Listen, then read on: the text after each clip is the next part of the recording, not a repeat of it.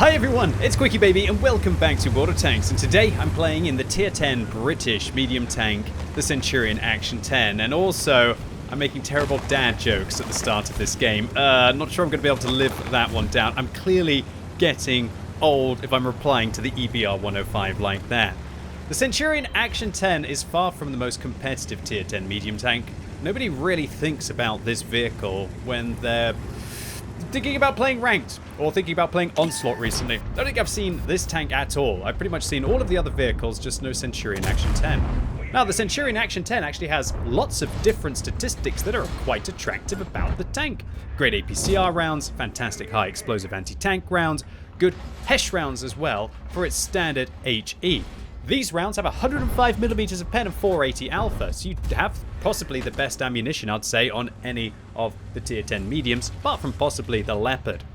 The vehicle also has enough armor, at least on its upper hull, when you're using your gun depression, and especially on your turret to be able to pick apart your opponents. And it's no slouch when it comes to mobility. It can get around, do everything.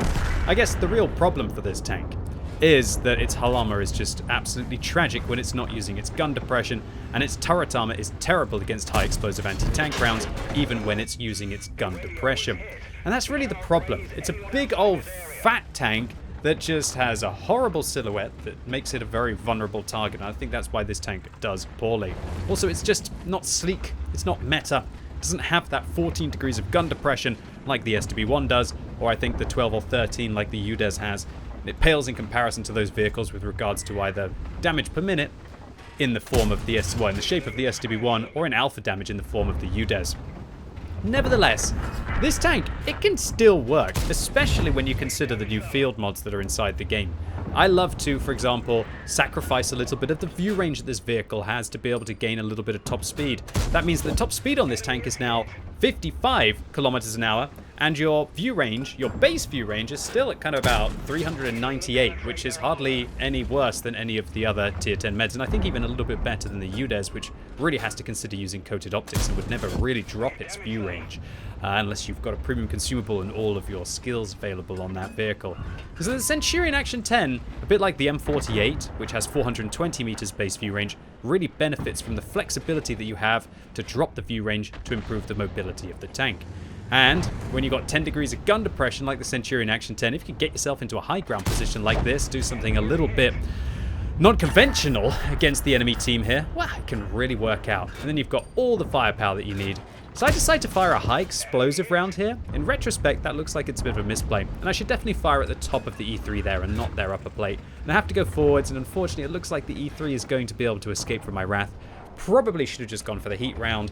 Only 19 damage to the side of the E3, and then only 155 damage to the side of the 268 there, but luckily it didn't really matter because the T110E4 on my team has my back. I don't usually see too many vehicles getting into this high ground position, and this is where this horrible hull armor profile and just awful camo rating that you'll have on such a big tank really lets this tank down. I thought that this position could be stronger, and I might remain hidden, and I might be able to get some cheeky shots off. And while I get a good bit of spotting against the STRV-103B, and maybe even a little bit of damage against that tank, it just really wasn't worth it, let's be honest. It was not worth losing all of those hit points to the hill. And so I realized, okay, ping out the artillery, tell my team where they are, and just kind of like knuckle down, just show that stiff upper lip that British people are meant to have, accept the reality of the situation, and just remain. Show your resolve, show your perseverance through the situation, old boy, and yes, sit back and think of England for a little bit, right? Yeah, possibly.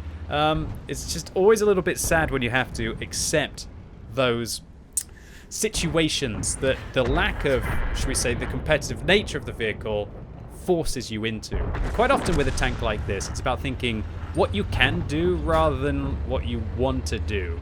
And I think that there's a strength in that. There's a strength in knowing what your capabilities are of your vehicle and playing to them. And if you want to do well in the Centurion Action 10, look, you're not bombing it around, bouncing shells and going wild with regards to your DPM like a Soviet medium tank like the Object 140 can, but you're also no slouch, not like an AMX-30B with regards to the terrible ammunition choices that you have on the French medium. Of course, a Brit slaying the French medium here, but let's be honest, since Wargaming retired the 30B, it's not really been in the best shape or form. Okay, so the EBR wants to get through, but I'm more interested in using Intuition to hopefully have a 50-50 one-shot of the Batchat 15558, who plagued me a little bit earlier. Actually, it doesn't look like the Batchat plagued me, it looks like the GW 100 was the one that was. But luckily, 2 penetrating high explosive rounds shut down the tier 10 French self-propelled gun, and now we're up to nice 5,000 combined. Pretty sweet from this hill position, and this game is looking like it's going to be neck and neck throughout. We're up by 2 tanks, but we're actually down by 1,400 hit points in this scenario as the Minotauro finishes off a very dangerous British beast there in the form of the FV4005. So I just love this position. I've been using this position a little bit more recently, and as you saw by vanquishing the TVP early on in this game, I tried to be a bit greedy and penetrate a Hesh round, hoping that I could sneak up and deliver one to the backside of the Czechoslovakian medium. Now, we've got such a lovely position here. We can control here, we can control here, and then as you've seen, if we go over there, we can be able to shoot the STB-1 as well, although we have to drive a little bit to be able to shoot at the STB-1. And I'm keeping my eye out for if the EBR does manage to get that vision. So in this scenario, I'm thinking like, where shall I shoot? And I'm not going to lie, I was actually practicing aiming left and right here. That's right, after 10 years, just to be able to like get that feel for the turret traverse and to be able to be prepared. You can tell that's how much I was focused, because I thought that the Minotauro and the E3, who are both a one-shot, would be making their way through that slope, and that E3 being a one-shot is my fault. Oh, lovely shot into the STB-1 there, getting a little bit of revenge for the shells they put into us earlier. And I should highlight just how good these high explosive anti-tank rounds. Not only do they have 330mm of pen, they've also got 1,173 meters a second shell velocity, which is better than the standard ammunition on quite a lot of vehicles. And it's something that I think that a lot of Centurion Action 10 drivers probably don't think about with this vehicle, is just how advantageous those high explosive anti-tank rounds can be, and also how nice it can be to have Hesh in these kind of situations to switch out with that intuition and then deliver more penetrating high explosive rounds to the back of French vehicles. Low roll there for only 456, where this has got 480 average. Another low roll for only 448. But come on, we can't roll lower than 376, surely. We can't low roller than 376 with the Hesh. Of course we don't. 3 penetrating rounds, pretty much eviscerating the whole of that French auto-loading light tank there. Now we're up to 6,700 combined. Beautiful. This EBR is doing some really good work on our team with just patching up some vision, and I decided to come forwards into yet another lovely position, although it doesn't look like it's too vulnerable from down there to be able to have a line of fire. The only problem with this position here is that obviously you're a little bit at risk from all of the different scenarios, especially if they manage to take that northern flank, but it looks like they haven't quite pushed. Now, at this situation, I was starting to get a little bit confused as to why there was a Leopard on my team who was near full hit points. And so I say in the chat, is the Leo AFK? Negative, says the Leo. Okay, wow, oh that's good. And now the Leo actually kind of leaves base for the first time in a few minutes, and I say okay. And that's because I was wiping the sweat off my brow at trying to have to handle all of these different avenues of attack that the enemy team are making right now, and the fact that the Leo isn't even really trying to control vision along with the EBR, but luckily leaves base, gets there, but the STB-1 just killed the Object 261, meaning the STB-1 is actually now below and trying to hunt our EBR, and they've managed to sneak in and they kill our EBR. Disastrous play there by our Leopard. Really let the side down. Should not have allowed that STB-1 to be able to sneak in and to finish off 2 vehicles. If we kept our EBR alive, we might have had the vision to make this one a little bit cleaner. And once again, it is completely neck and neck. They're up by 1 tank, but the hit points are dead even. And I'm just taking a look to see if I can fire the E3, and wow, I just ricocheted the E3. I have to tank the STB-1 for my remaining hit points. The artillery narrowly misses me, but I'm hoping I can get a shell here in against the STB-1, and we do. Chunking him down to now a 2-shot for myself if I don't low roll, and a definite 2-shot for the Leo. But again, the Leo's just gone back to his camping position. I do not understand what this Leo was thinking. Luckily, however, it looks like the artillery probably spotted the 268, and the Leo's asking for help. I guess he's trying to create an ambush here with the Griller, but I don't think he realizes that he's leaving me in the most precarious situation, and with 7,600 combined, I boldly feel, maybe I'm being a little bit too egotistical here, that I'm kind of keeping my team in this, and by watching the Leo hoarding all of his hit points to not actually engage that STB-1, it's kind of killing my will to survive in this battle. And the STB-1's just being allowed to do everything right now. And so I decide, am I going to take matters into my own hands here? Am I going to rush the STB-1 to finish him off?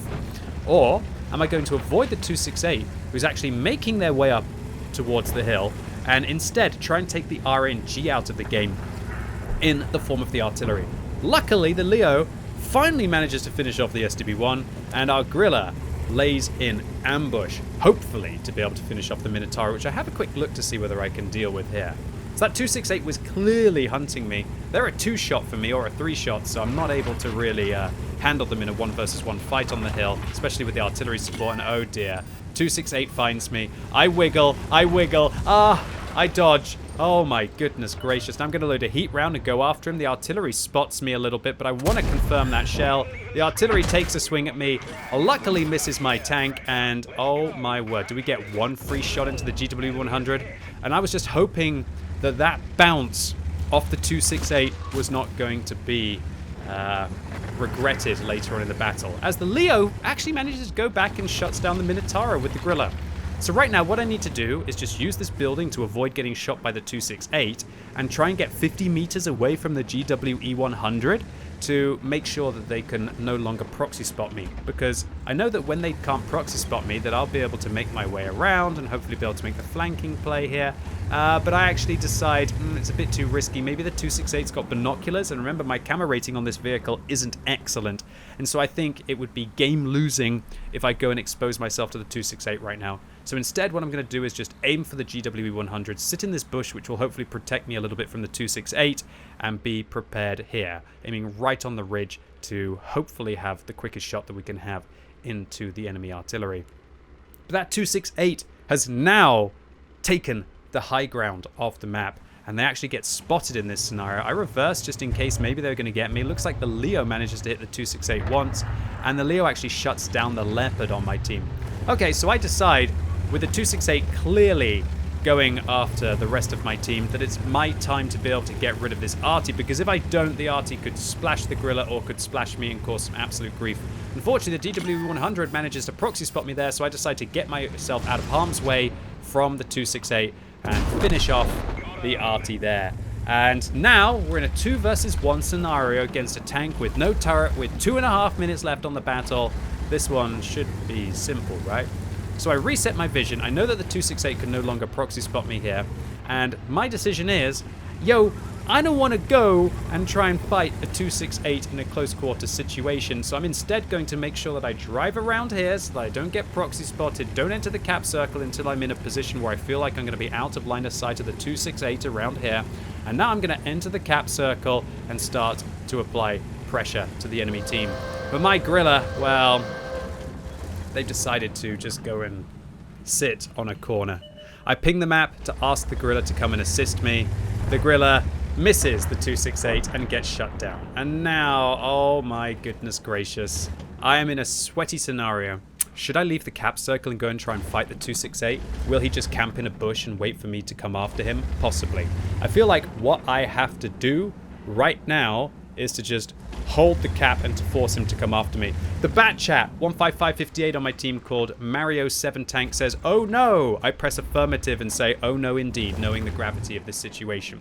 So I've got kind of 2 decisions right now. I can either try and stay at the front, try and shoot him in reverse. But as you can see, if I stay at the front and he comes through the bushes and the trees, I can't see him. Also, if I'm at the front and he swings down and goes around, I can't react. I have to shoot him twice. I'm not going to set him on fire or ammo rack him. So instead, what I decided to do is align my tank, hopefully as quickly as possible to get around this corner, and to wait for the initial shell, fire one against the 268, either track him or go for the damage. And remember, you can't guarantee track tank destroyers anymore because of the field mods. And here we go. Here he comes. I'm going to fire one on the move, penetrate him in. Oh, heartbreak, but well played to the 268 on the enemy team for shutting us down. And this 8,500 combined game that we saw was not enough. And oh, dearie me, just must have caught the rear of my tank. So one of my favorite things about watching games back is you can kind of critique or figure out whether you think you were making the right decision. And I still stand by what I did in this scenario. I really feel that if I had left the cap circle to try and hunt the 268, that I have to shoot them twice. it's an awkward situation. Maybe I can try and get them to miss. They could be sitting in a bush somewhere. It's going to be hard for me to be able to pick them apart. I do feel that sitting at the front, maybe trying to cheese a shot out, just left me with too much vulnerability from the side, and also from possibly them coming through the trees and managed to shut me down. And I don't really even think that possibly if they bombed it there, they could probably tank the shot for the 7-second or so reload that I had. I felt like I made the correct decision, and while I definitely made mistakes throughout this replay, I just feel if that little bit of RNG at the end had gone my way, then it would have been an epic win. Instead, it's an epic win for the 268. Congratulations to you for shutting me down at the end of this battle and just managing to pick up 6 kills between your platoon. Win, lose, or draw. These are the kind of exciting situations that I love in World of Tanks. So an ace tanker here for the Centurion Action 10 for our 789 base experience, but we get courageous resistance as well, which means this would be over a 1,200 base experience game. We get a high caliber for our 7,400 damage. We get a Confederate medal for damaging over 6 tanks that were subsequently killed by our allies, and a Pascucci's medal for managing to finish off those self-propelled guns. But I did fire a lot of heat in this game, so shame on me for that. So when it comes to making decisions in World of Tanks, every time you play the game, you're forced to make multiple decisions per minute, sometimes multiple decisions per second, it feels like, with the situation constantly changing as it develops around you. One of the critical ways that you need to get better inside the game is by figuring out what worked and figuring out what didn't. And also, one of the most important things, if you're going to continue playing after a hot-headed game like this, is to accept what happened, move on, and just try and forget about it a little bit, because dwelling on something like this can never be good for a session. Anyway, ladies and gents, boys and girls, that was it for today. Really hope you enjoyed it. If you did, give it a thumbs up. If you hated it, give it a thumbs down. And if you're watching this video as it goes live, later on today, there will be a Stridsvagn 103B tank tree showcase. So if you've ever wanted to know everything there is to know about the Swedish tank destroyers, which are currently top of the tree, then come along right now, and I've got you covered on Twitch. And as always, thank you so much for watching. You've been epic, and hopefully I'll see you soon.